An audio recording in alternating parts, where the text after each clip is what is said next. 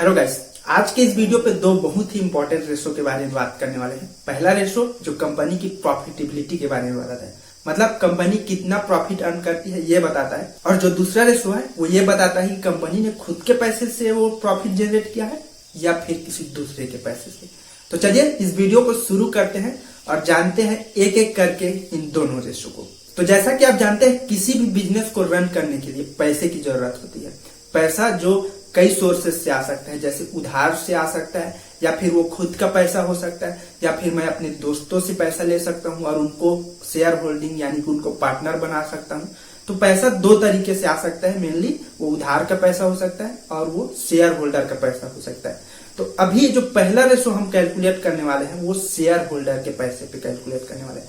मतलब share holder ने जो पैसा लगाया है उस पे उसको कितना रिटर्न मिल रहा है, उस पे उसको कितना प्रॉफिट मिल रहा है, ये आपको अगर जानना है तो आपको रिटर्न ऑन इक्विटी देखना है। तो रिटर्न ऑन इक्विटी यही बताता है कि शेयर होल्डर का जो पैसा है उस पे कंपनी ने कितना प्रॉफिट अर्न किया। मतलब साल भर कंपनी अगर बिजनेस कर रही है तो उसको कितना प्रॉफिट आ रहा है ये बताता है return on equity. Return on equity जितना हायर हो, जितना ज्यादा हो, उतना ही ये इन्वेस्टर के लिए अच्छा होता है। तो चलिए इसे एक एग्जांपल से समझते हैं, रिटर्न ऑन इक्विटी निकालते हैं कैसे कैलकुलेट किया जाता है। तो मान लीजिए मेरे पास 100 करोड़ रुपए है।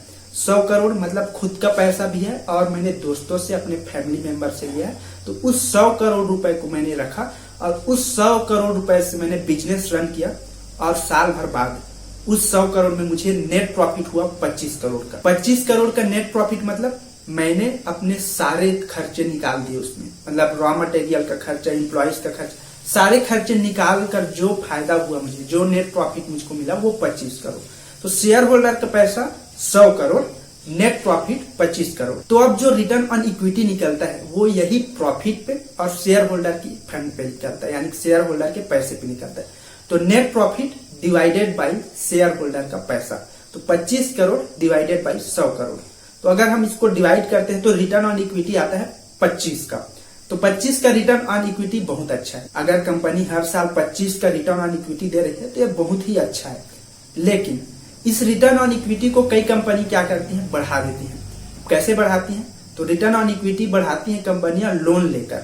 मतलब लोन जब कंपनियां लेती है तो ये रिटर्न ऑन इक्विटी ऑटोमेटिक बढ़ जाता है। अब कैसे बढ़ता है इसको भी एक एग्जांपल से समझते हैं। सेम एग्जांपल लेंगे, बस इसका जो फिगर है वो चेंज कर देंगे। सेम एग्जांपल, जैसे मैंने कहा था 100 करोड़ रुपए, तो 100 करोड़ में 50 करोड़ शेयर होल्डर का, मेरा, मेरे दोस्तों का, मेरे फैमिली का, इन्वेस्टरों का 50 करोड़ उसका।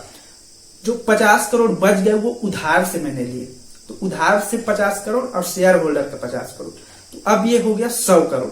अब इसी 100 करोड़ पे फिर से 25 करोड़ जनरेट किया, फिर से 25 करोड़ नेट प्रॉफिट। तो अब रिटर्न ऑन इक्विटी कैसे कैलकुलेट किया जाएगा? तो रिटर्न ऑन इक्विटी फिर से शेयर होल्डर के फंड पे ही कैलकुलेट किया जाएगा, जो कि केवल 50 करोड़ है। तो अब 50 करोड़ शेयर होल्डर का फंड और 25 करोड़ नेट प्रॉफिट। तो net profit divided by share holder का फंड, मतलब 25 करोड़ डिवाइडेड बाई 50 करोड़। तो अब ये तो 50% का रिटर्न ऑन इक्विटी होगा। तो इस तरीके से जो कंपनियां होती हैं, इस तरीके से रिटर्न ऑन इक्विटी को बढ़ाती है। तो आपको इसलिए किसी भी कंपनी में जिसका डेट ज्यादा है और रिटर्न ऑन इक्विटी भी ज्यादा है, ऐसी कंपनी से आपको दूर रहना है। क्योंकि डेट लेकर, उधार लेकर अगर कंपनी अपना रिटर्न ऑन इक्विटी बढ़ा रही है, अपना बिजनेस कर रही है, तो बिल्कुल भी अच्छी नहीं। थोड़े पैसे उधार लेकर अगर बिजनेस कर रही है तो ये अच्छा है, लेकिन कंपनी केवल डेट पे डिपेंड होकर बिजनेस कर रही है, ऐसा बिजनेस बिल्कुल भी अच्छा नहीं। तो रिटर्न ऑन इक्विटी का यही ड्रॉबैक है, जिसको हम एक और रेशो जो रिटर्न ऑन कैपिटल एम्प्लॉयड होता है उसके माध्यम से समझेंगे। तो अब चलिए दूसरे रेशो की बात करते हैं, जो ये बताता है कि कंपनी ने खुद के पैसे से अर्न किया या फिर दूसरे के पैसे से। तो इसका मतलब यही है कि जो डेट लिया है कंपनी ने और जो इक्विटी है, मतलब मैंने अभी जो एग्जांपल लिया था उसमें 50 करोड़ इक्विटी बोला था और 50 करोड़ डेट। तो ये जो डेट है, तो डेट हो गया 50 करोड़ और इक्विटी हो गया 50 करोड़, मतलब 50 करोड़ खुद का पैसा और 50 करोड़ उधार का पैसा। तो अब 50 करोड़ उधार का पैसा डिवाइड कर दो इसे खुद के पैसे से, मतलब डेट को डिवाइड कर दो शेयर होल्डर के फंड से या इक्विटी से, तो ये आ जाता है डेट टू इक्विटी रेशो। तो अगर ये जो डेट टू इक्विटी रेशो है वो 1 होता है तो वो एक नॉर्मल है, अच्छा है समझिए। लेकिन ज्यादातर इन्वेस्टर यही ढूंढते हैं, आप भी यही ढूंढिए कि डेट जितना भी कम हो, अगर जीरो हो तो ये और अच्छा, बहुत अच्छा।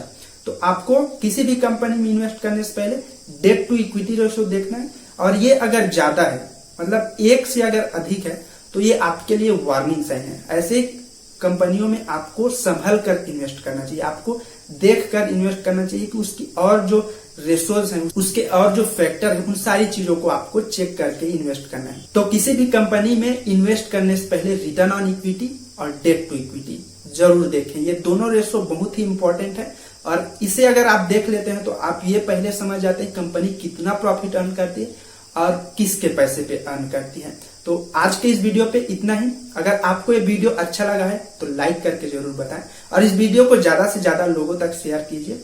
और अगर आपने अभी तक इस चैनल को सब्सक्राइब नहीं किया तो सब्सक्राइब करके बेल आइकन में प्रेस कर लें, ताकि इस प्रकार की वीडियो जब भी मैं अपलोड करूं उसका नोटिफिकेशन आपको सबसे पहले मिले। तो मिलते हैं एक नए वीडियो में, तब तक के लिए धन्यवाद।